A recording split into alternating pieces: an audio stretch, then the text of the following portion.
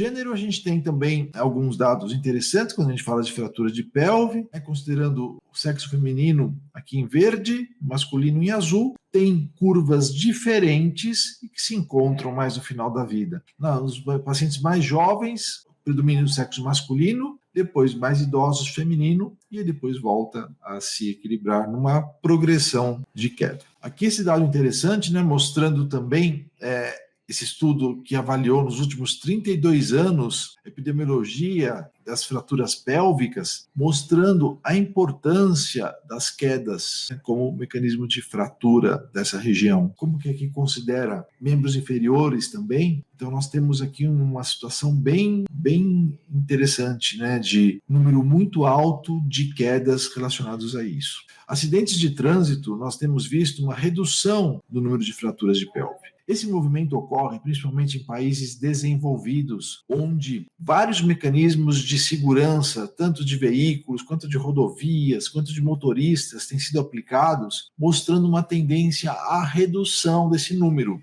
Infelizmente, essa redução não é observada em países como o nosso. A gente tem uma redução muito mais tímida e temos um espaço enorme para evoluir. Mas aqui são os principais mecanismos que nós temos. Outro dado interessante é que lesões de baixa força cinética, né, baixo mecanismo de trauma, têm sido associadas às fraturas de bacia. E isso fala que a gente tem mecanismos adicionais levando à fratura de bacia, que não apenas queda de grandes alturas, acidentes automobilísticos e de moto. Nós temos lesões em idosos aumentando. E isso tem um fator extremamente importante, que temos que considerar essa mudança de perfil para que nós saibamos que não é só aquele paciente que tem acidente de moto que vai chegar na UPA que a gente tem que prestar atenção para a fratura de bacia. Aquele paciente idoso que sofreu uma queda em casa também pode ter. E o risco também é elevado. Se esse paciente chega em choque, a gente tem que se preocupar bastante. Aqui mostrando mecanismos de trauma que nós temos, né? Mecanismos de baixa energia, com um papel importante nos últimos anos, aqui mostrando países desenvolvidos, né? Aqui na Suíça, esse estudo. Né, a importância disso, nós sabemos que isso vai acontecer uma hora aqui no Brasil também, já tem tido um aumento, não tão relevante como aqui, mas é um mecanismo bastante importante. Novamente mostrando aqui mecanismos que nós temos de trauma associados a estabilidade, parcial estabilidade ou instabilidade da fratura. O que nós mais temos é uma estabilidade parcial, né? Então é algo que preocupa, porque isso leva a sangramento também, não sangramento muito extenso, mas que, se não vista, pode levar a situações extremamente críticas. Classificação. É importante nós termos entendimento das classificações, a gente não vai saber isso de cabeça, obviamente, só quem lida com isso todos os dias, mas é importante termos o entendimento da classificação. A classificação da Sociedade Mundial de Cirurgia de Emergência fala de basicamente 4 graus, e divide assim, graus menores, que a lesão da bacia é estável e o paciente está estável. Lesões moderadas, que é o grau 2 e 3, onde a lesão é instável e a parte hemodinâmica é estável. E as lesões graves, basicamente o paciente instável. Então isso dá uma ideia muito boa de tratamento, depois eu vou mostrar para vocês um algoritmo sobre isso, que é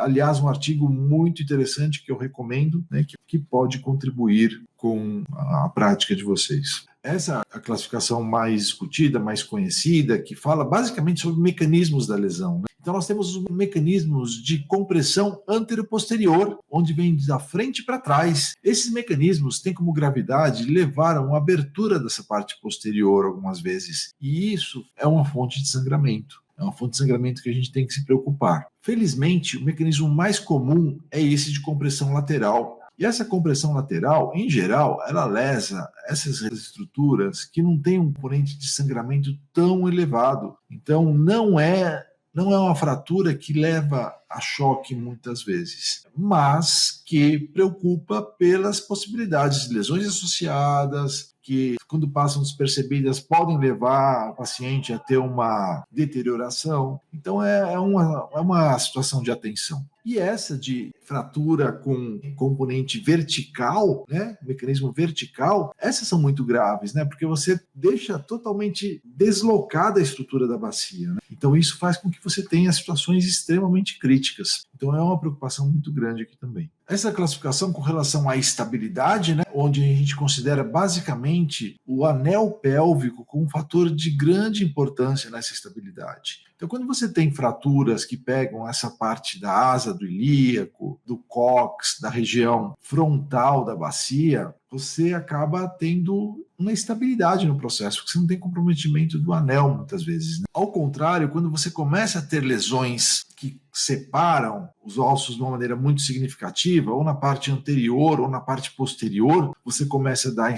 instabilidade para esse processo de fratura. E essa instabilidade pode levar a graus diferentes de sangramento. Agora, quando o processo é de desalinhamento vertical, isso faz com que a situação seja extremamente crítica, onde a hemorragia ela acontece de uma maneira mais intensa e os mecanismos de contenção dela são muito debilitados, né? Então você pode ter situações extremamente críticas quando você tem fraturas com esta magnitude. Está aqui mostrando também, basicamente, os graus de estabilidade, né? Quando você tem fraturas em locais que não comprometem o anel pélvico, e aqui quando você já começa a comprometer, começa a abrir a pelve, e começa a subir a pelve.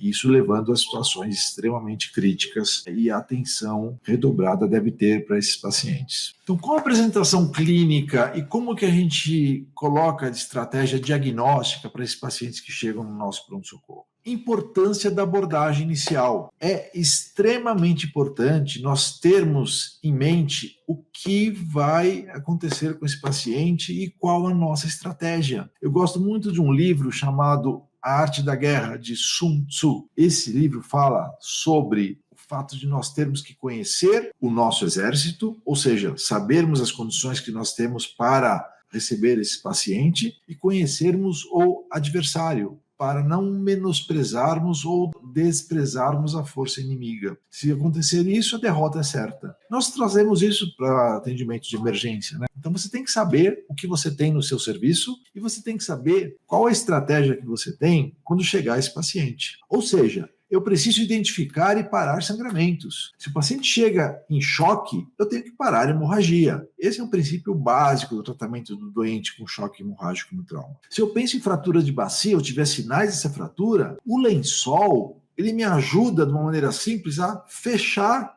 mais a bacia e estabelecer um pouco melhor o compartimento pélvico. Vários estudos mostram isso. Tem um estudo muito legal feito no Hospital das Clínicas de São Paulo, mostrando o estudo de tomografia, o que acontece quando você coloca o lençol em fraturas. Você calcula quantos ml tem aquele compartimento e você vê que diminui muito. Então é algo muito importante. Reanimação volêmica. Isso é muito importante também. O primeiro passo é tentar parar a hemorragia. E o segundo passo dá a possibilidade do paciente resistir para que tenha o tratamento definitivo. E a reanimação volêmica passa muito sobre isso. Então a gente vai falar de pontos chaves de reanimação volêmica. Além de outras estratégias de angioembolização, packing pélvico extraperitoneal, que são utilizadas em serviços terciários, os serviços de referência, para onde esses pacientes devem ser encaminhados, a centros de trauma, e devem ser encaminhados com brevidade. Não encaminhar no tempo devido piora muito a situação do paciente.